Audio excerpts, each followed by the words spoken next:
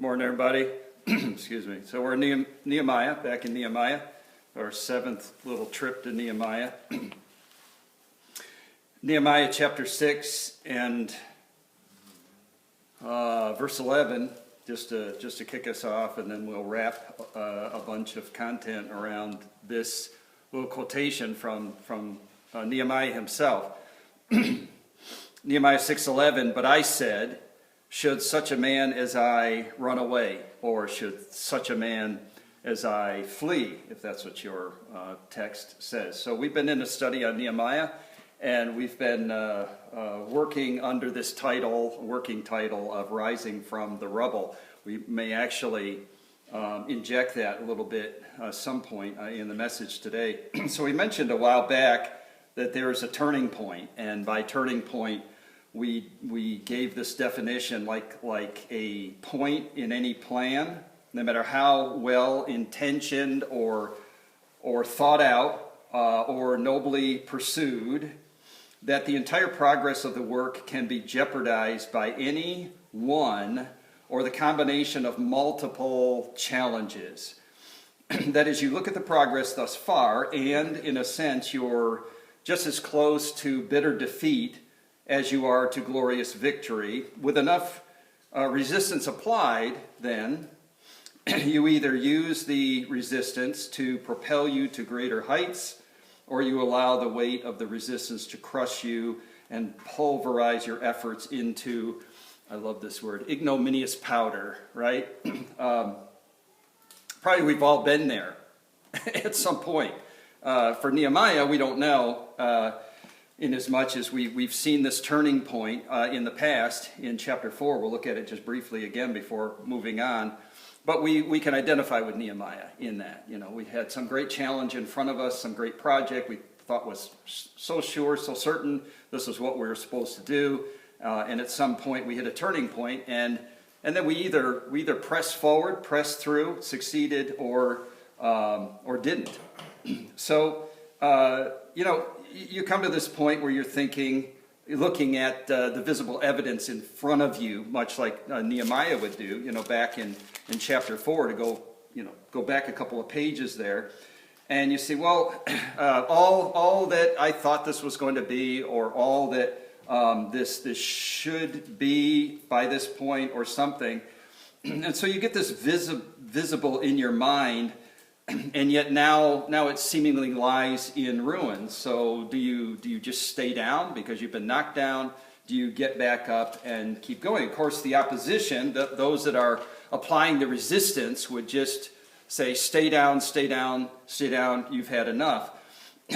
Really, this was a testimony going back historically, centuries prior to Nehemiah, if you stay within the Jews, or where the Jews are to this point under Nehemiah. But this was a testimony of the pre-exilic Jews in Judah and Jerusalem. In fact, they not only succumbed to the pressure of the surrounding godless nations, but they also imploded from within by becoming like the godless nations. So, a couple problems. One is the outside pressure.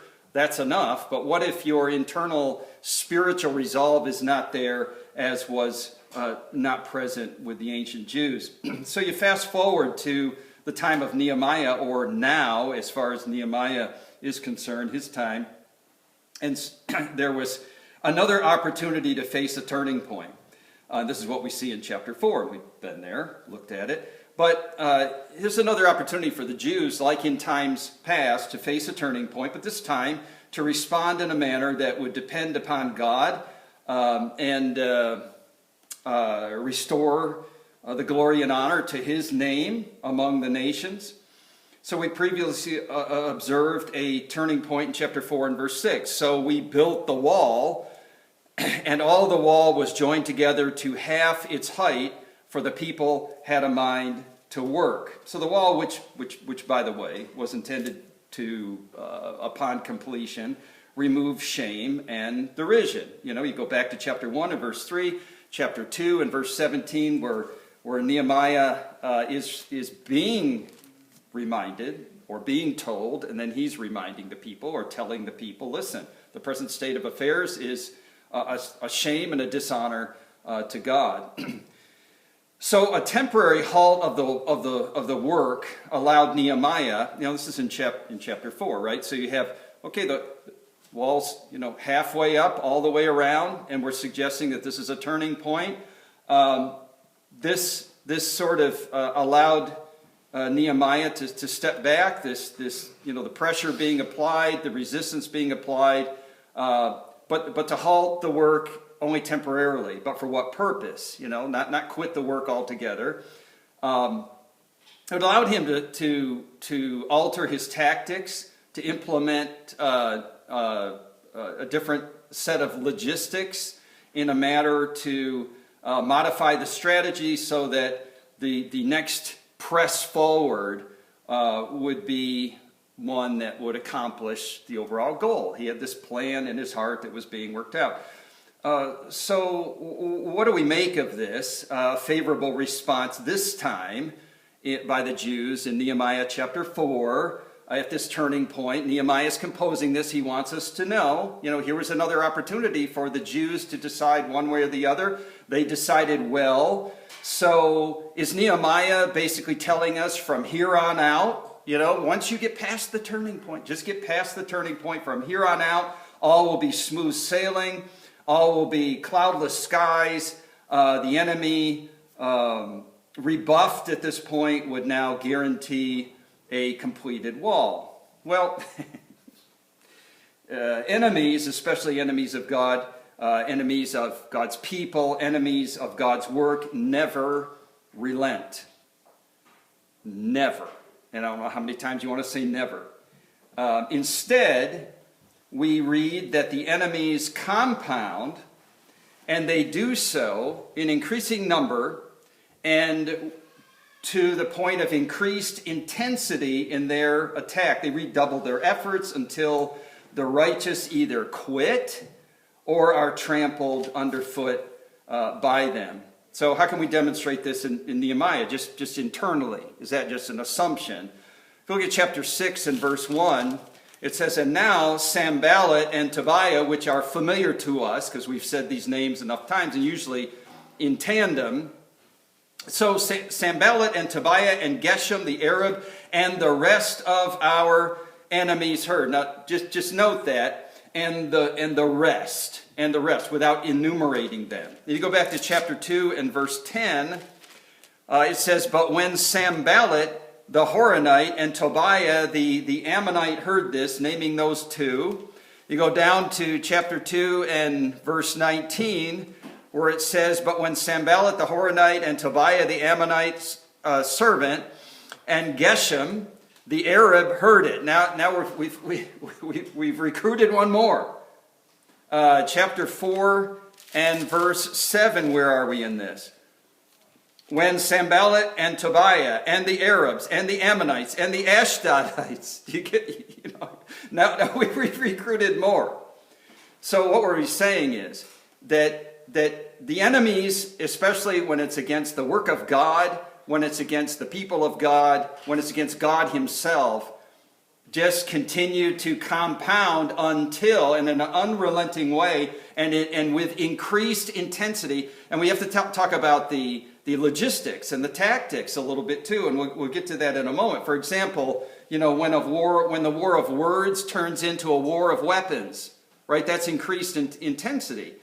So these are truisms, yes, but I think they follow through in our lives as well. When one tactic doesn't work, then we apply another tactic, but the objective and the goal is always before them. And so, again, I think, and we're not going to take a lot of time to do this, but you want to compare this to Satan and Satan's strategies, what Satan does, and we'll refer to that back in just a moment. So then, by the time you get to chapter 6 and verse 1, we're not surprised that Nehemiah is just saying, "I'm just going to quit giving you names and the rest of them." The rest of the bunch. Well, here we find in chapter 6 what differs from chapter 4, the turning point. Now we're going to identify a new point here in a moment, but this is really a final effort by the enemies to break the will and the resolve of the people. And you say, well, what a shocker, we get that. But I think you have to notice there's one substantial difference here, that when whatever you do, whether it's a war of words, does not disillusion the people, does not weaken their hands so that their faces fall down and they give up and turn and run away, because they have a strong leader. And that strong leader will not relent, right? And so what's left? What's left at this point by the time who's in the crosshairs by the time you get to chapter 6? But Nehemiah himself. And so once you get past the turning point, Nehemiah is able to, just get the people all stirred up. Come on, let's go. Let's stay united. Let's make this happen. You've got half the wall built all the way around. We're going to trust God. God's going to take care of us. Got to take the leader out. So if Nehemiah bows to the will of the enemy, if he forsakes the plan of God or is removed through death, well, the people will scatter like sheep. The wall will be the haunt of what? Coyotes, roving packs of dogs, and weeds growing up all over the place, and just utter desolation. That's what's at stake here in chapter 6. So if chapter 4 was a turning point, let's call chapter 6 maybe a tipping point, I think is a good way to describe this. And we'll supply our own definition. This is the point where victory is seemingly assured. I mean, that is the people. This is their mindsets. It's, hey, look, we're halfway there. We're it's there. We can see the goal in sight. So whenever you get to the point in your life where you can see victory, it's right there. It's right in your grasp. Then the potential for letting down your guard is the greatest. And the enemy's tactics are therefore the most effective. So how do we demonstrate this in chapter 6? We'll just look at chapter 6. Move my little thing here. Chapter 6 and verse 15. Now just watch, because you got the previous 14 verses. And then look at verse 15. And I think Nehemiah has constructed the text this way so that we get this kind of impression, or we infer this from it, right? Because it says, so the wall was finished on the...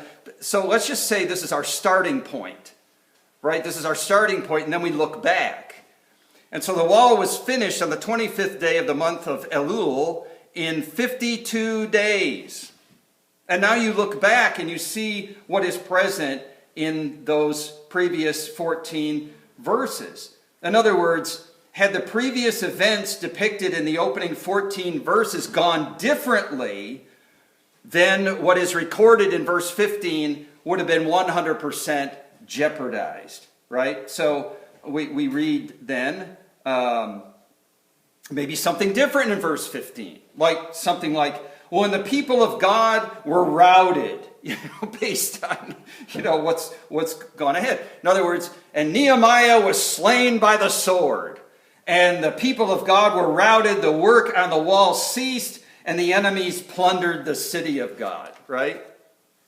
It could have easily have been that way had not the foregoing and the things that Nehemiah wants us to see by principle in terms of the enemy's tactics. So really the whole thing revolves around strategy, tactics, and logistics. Those three things are critical here, and then they represent principles that can carry over to things that God would have us to do in our life as well. So it's worth a moment just mentioning the relation between strategy, tactics, and logistics. You'll never succeed as a leader without an intimate knowledge of each of those things and the interrelationship and interdependence of all three in order to achieve a particular objective.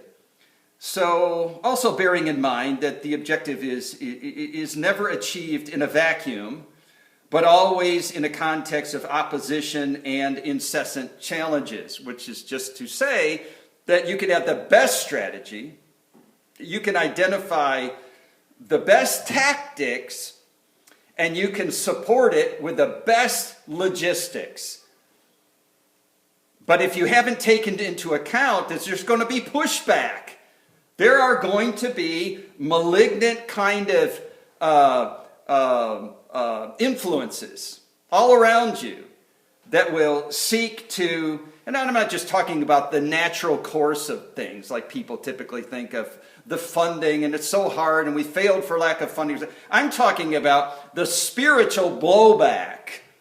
Whenever you're going to step out for God and do something for Him, if you do so and not factor in the reality of there is a stronger opposition than your resolve to see the work done. I don't care how passionate and enthusiastic you are and how much faith you have to accomplish that which God has put on your heart, there will be a superior opposition to your intellectual prowess, to your ability to garner resources, to all of this, right? That would normally just ensure your defeat 100% of the time, if not for the grace of God, right? So the enemy of God, the enemy of the people of God, the enemy of the work of God, though fleshed out in human form, is powered by this malignant and spiritual foe, this invisible foe. We won't take the time to go there, but I just suggest that you take a moment and read Ephesians chapter 6 and verses 10 through 18, right in through there. You know, it's all that great language that sort of shows the Roman panoply and the armor of God, and be strong in the Lord and in the power of His might, and put on the whole armor of God that you might be able to stand or withstand against the stratagems of the devil, for we wrestle not against flesh and blood, but against principalities and powers, and the passage, right?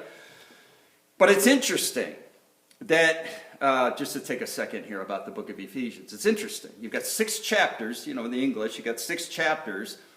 The first 3 are going to be deeply theological, and the last 3 are going to be practical. That's Paul's typical fashion when he writes. Let me give you the theological basis, and then the practical outcomes based on the theological basis, right? So imagine Paul's teaching all this great and deep theological truth, or bedrock foundational truth about our salvation that's grounded in the nature of God, and then how it's worked out in our life. And all of that, chapter 1, chapter 2, chapter 3, chapter 4, chapter 5, starts into chapter 6. You get to chapter 6 and verse 10, and he says, finally. And you're thinking, just like some pastors, when they preach, my father was always good for saying, in conclusion. I just quit saying that because it just gives false hope. But my dad used to do that. Now, Paul, by saying finally in chapter 6 and verse 10, is not suggesting he's just winding down. Here's just a few other things in conclusion. No. He's saying everything that I've told you thus far is in complete and utter jeopardy, in terms of the practical outcomes in your life, if you don't pay attention to this most important point. There is an unseen enemy that will oppose and do so in a way superior to your ability, superior to your intellect, superior to your resources, who wants to just knock down everything that you're hoping to build. Just like a little toddler does when you set up a bunch of blocks or something. Their favorite thing is to come along and just knock it down. We get that. There's spiritual opposition, but I don't know that we really respect that when it comes to strategy, logistics, and tactics. We think, wow, do I have enough experience? Do I have enough brain power? Do I have enough ability to manage? Can I have the proper tactics and methodology and equipment and all of this stuff? And then what about the logistics? How is that stuff going to get moved to there? Who is going to be responsible for that and when? How are we going to get this supply when this, all this stuff, right? And we think all of that and never take into account the opposition. Now, we find, for example, in chapter 6 and verse 9, some very interesting information and some helpful and encouraging information. Because right in the heart of this whole thing where Nehemiah is trying to map out for us how in the world this wall gets built and finishes in 52 days, and he says in verse 9 what? For they all wanted to frighten us, thinking their hands will drop from the work and it will not be done.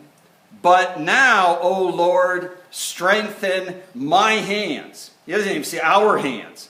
Because he recognized, this is the leader here. This is the leader. They're going to come after me and hopefully scatter the sheep. So strengthen my hands. Now what does that mean? It's like a metaphor. It's like a metaphor, but really, if you want to pack that with what he's actually praying about, he's saying strategy, tactics, logistics, all that stuff. How many of you pray this way? I mean, how many of you pray this way every day? The feet hit the floor, you're through the shower routine and all that stuff, and you're out the door, you're off to your day, and you're doing what? You're praying, God, I don't know what's coming my way today, but just please give me the wisdom. Give me the wisdom, give me the attitude, give me the ability to trust you, all that stuff. But for Nehemiah, he's praying the same thing, but he's like, strengthen my hands. Okay, now he knows physically he's not going to withstand the enemy that way. But he's saying, do I have the right strategy? Do I have the right tactics? Do I have the right logistics in order to face a very real and realized opposition? Not just the theoretical. The enemy is at the gate. And for Nehemiah, he could see them, but do we see? Well, your adversary, the devil, roars about like walks about like a roaring lion, Peter says. And then Paul says it's an invisible force. So Peter says it's deadly. Paul says it's invisible. And yet do we live each day as though the enemy is at the gate? 2:20 of Nehemiah. Let's see what that says. Then I replied to them. This is the gang. This is the taunting gang. Trying to dissuade at this very early point, right? They're just looking at the rubble at this point without even getting to the halfway point. This is just at the starting point. So we could say starting point, turning point, and what? Tipping point. We could identify these in the book. But look at what he says here. 20. Then I replied to them, the God of heaven will make us prosper, and we his servants will arise and build, but you have no portion or right or claim in Jerusalem. So God would help them. In other words, I've got this strategy, I've got the logistics, I've got the tactics, the logistics to support the tactics that will help us achieve the goal of the strategy, that type of relation. But all of it's of no avail if God is not standing with us, if God is not fighting for us. But listen, people will say, oh, God will fight for me, so I just go on autopilot. I just go thinking, well, God, you're going to fight for me just like that. So God fighting for the Israelites, does that mean they didn't have an army? Does that mean they didn't have weapons? Did that mean Joshua did not have to employ some military strategy? Is that, what is that? And so, of course, God, whatever he promises for us to do on our behalf, does not remove our agency from any of this.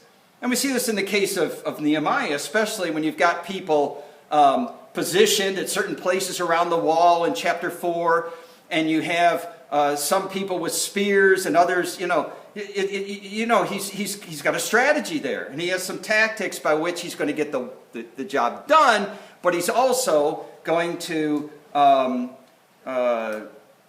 defend against the enemy.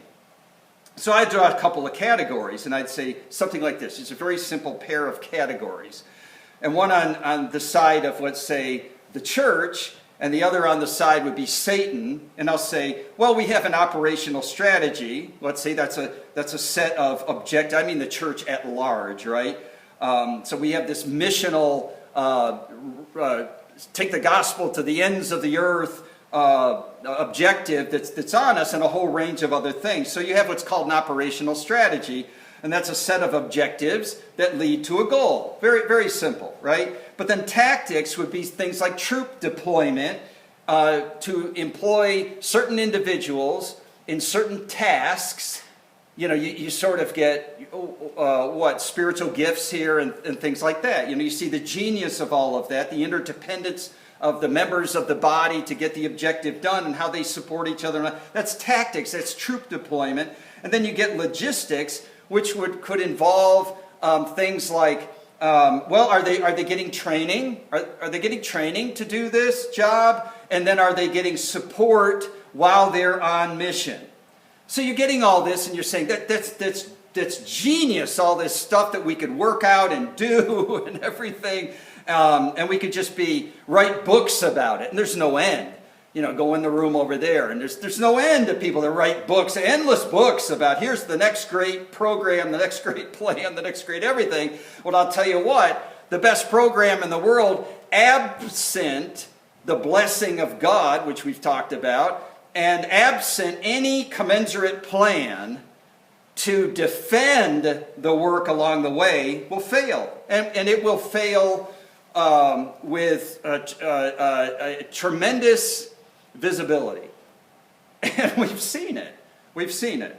But what about Satan? So here's what you're fighting against. While you've got the best strategy, you've got great tactical ingenuity, and all the logistics to support that, against somebody who doesn't sleep, who doesn't eat, who never tires, who has an unlimited amount of troops and resources.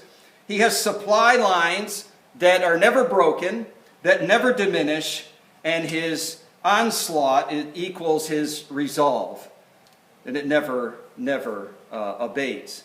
So Satan's ultimate weapon is deception. You know, I mean, it's deception. We could say discouragement, but I say something he does, right? Deception. Because you don't see the threat, right? Invisible, 6:10. You don't see the threat, so you assume that it isn't there. Whatever your assumption is of Satan's opposition to you and your life, because you don't see it, or at least your assumption is going to be something with fangs and ugly and just evil as you might imagine it.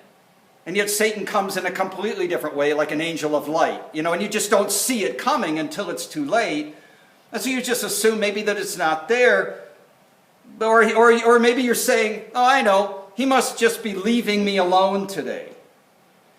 So I would just point out, you know, a not so minor detail from chapter 4 that indicates that here's an escalation in the conflict due to the desperation on the part of the enemy. You look at chapter 2, verse 4, chapter 2, verse 8, chapter 2, verse 21. So chapter 4 and verse 2, and he said, this is Sanballat, and he said, now go down to verse 8, and they all plotted together to come and fight, right? So now the war of words becomes weaponized, right? Now they're taking up weapons. And look at chapter 4 and verse 21. So we labored at the work, and half of them held spears. Now, so here's your tactics, right? Here's your tactics. So Nehemiah, he doesn't just say, hey, God will fight for us, right? You don't need spears. So what if they're coming at you with weapons? God will fight for us. But what does Nehemiah do? He outfits them with spears, right? From the break of dawn till the stars came out, he says. Listen, it was unrelenting and unabated, right? So such was the success of the ancient Roman army. If you've ever, just check out ancient Rome as far as strategy, tactics, and logistics, right? So it was not their ability, that is the armies of ancient Rome, it was not in their ability to strategize better. Oh, they're just better at doing strategy. I think it's incredible generals, so much better at strategy, just superior tactics about troop deployment and things of that nature. But no, it was their superior logistics. This is how Rome built an empire. It was all logistics. It was a ceaseless supply of resources and provisions and troops. So if they lost a battle, they just kept sending more troops. They had unlimited supply. And so you can imagine this army, and we won that battle. We won that battle. We kept up our defenses, but a constant onslaught of troops. Constant. Finally, you're overwhelmed. And so the Romans had a phrase for this. They called it kicking in the stomach.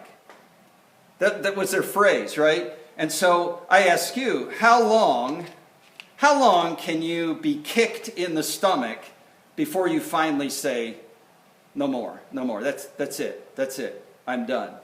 This is a kind of spiritual opposition that we have. It's unrelenting.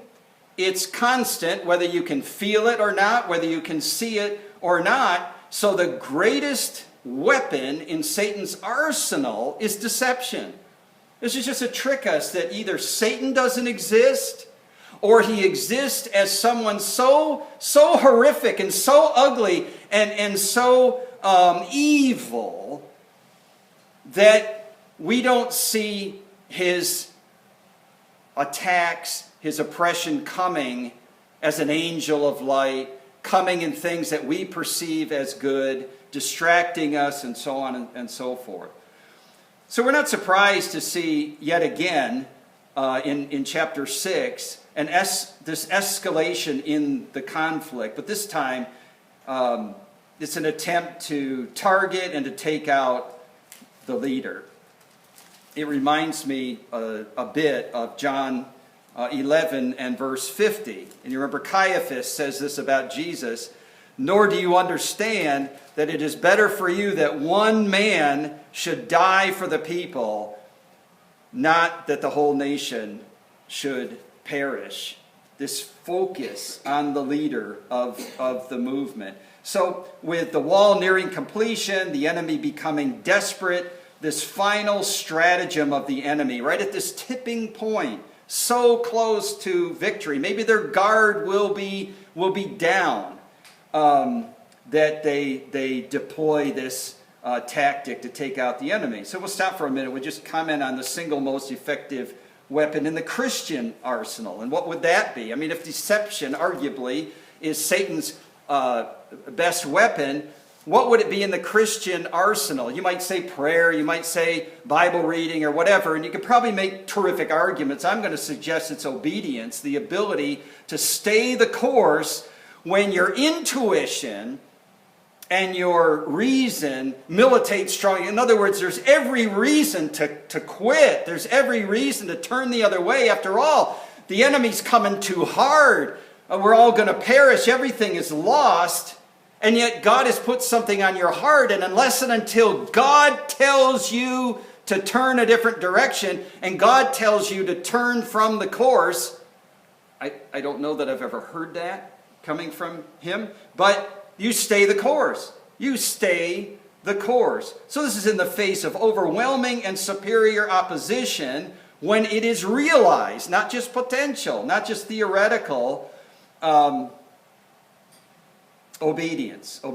Look at, Matthew 26 and 41, Jesus says, "Watch and pray, lest you enter into temptation. The spirit indeed is willing, but the flesh is weak."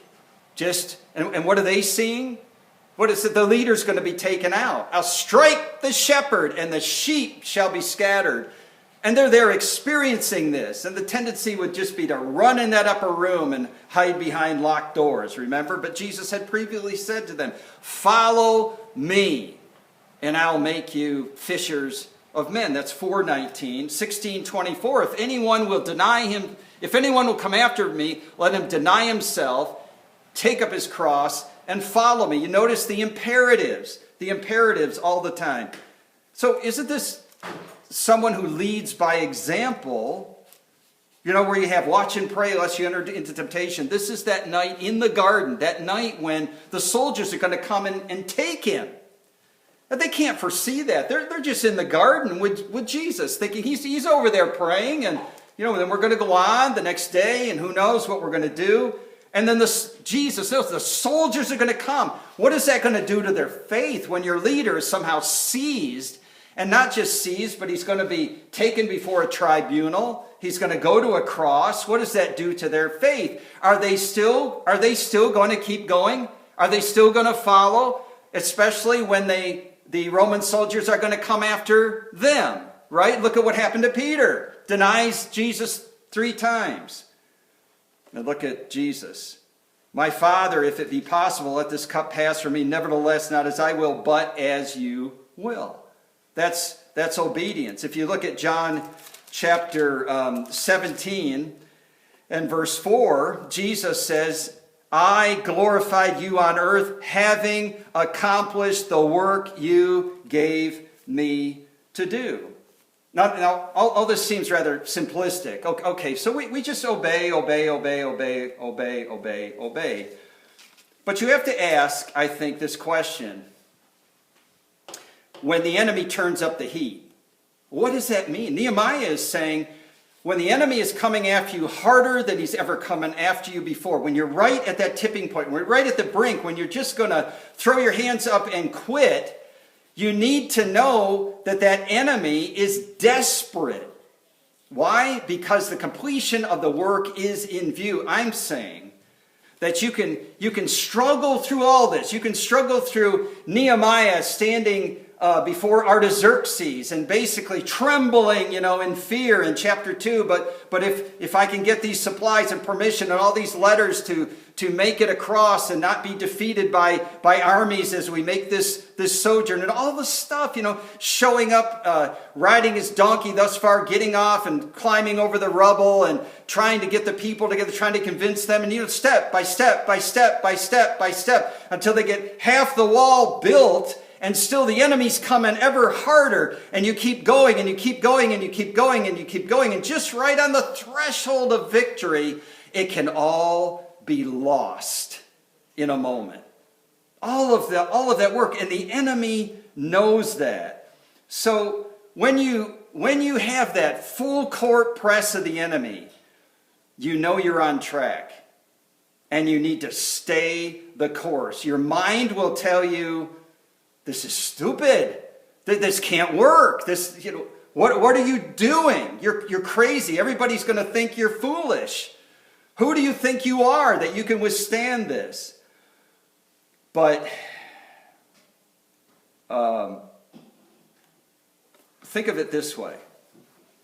What if the very thing that God is tasking you to do is the only thing that will silence the enemy? Okay, so even quitting, if they said, no, we won't finish the wall, just have mercy on us, do you think that enemy is going to quit? Down goes the wall, plunder the people, destroy them, and you can't make deals with terrorists, right? You can't do that. But think about it. With every stone that's put back in place, that's one more stone towards the completion of the wall. What does the completion of the wall do? Fortifies the city, making it impossible for the enemy to do anything. The enemy has no recourse. Now, how do I know this? Because Nehemiah told me. Nehemiah told me. He told you. Look at chapter 6. We finish here. So now you have the completion of the wall. So the completion of the wall means that they got more enemies, and they came and broke through the gates. They were so angry. What does it say?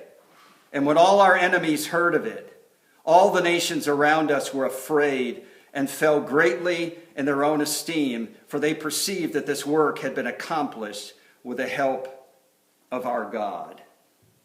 I mean, this is amazing, right? So at the very height of the stress and the pressure and the threats to life and limb and all of that, they pressed through, and now the enemy is silenced. You wonder, with the church today, how many real victories do we see? I mean, seriously, how many real victories? How many of it? We want everything so easily. We want everything just to come to us without a fight. And everything that God does always contains a fight, not from any enemy, but from an enemy that is vastly superior to us. So it causes us then to depend fully on God to support our efforts, but that doesn't mean we don't have to expend any effort.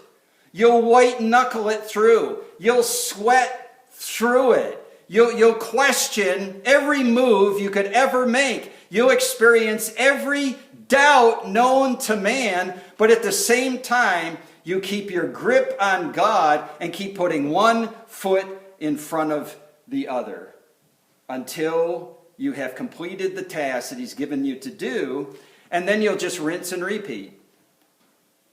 Because it won't end there.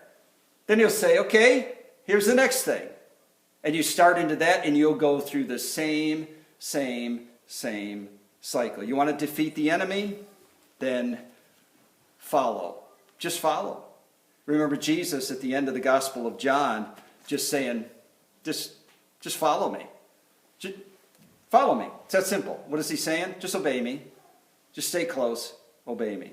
Lord, thank you for your word. Thank you for Nehemiah. Thank you for the example that continues to live for us on these pages that are not lost, in ancient times, centuries ago, but the same human heart, the same spiritual principles, the same truth applies to us today. Help us to persist in the face of opposition, and help us, even though we seem sometimes as individuals outnumbered, which we are, by superior forces, which we are, that greater is he that is in us than he that is in the world. We know we can trust you, Lord, and leave the outcome in your hands. So we'll thank you again and praise you for all that you're doing in Jesus' name. Amen.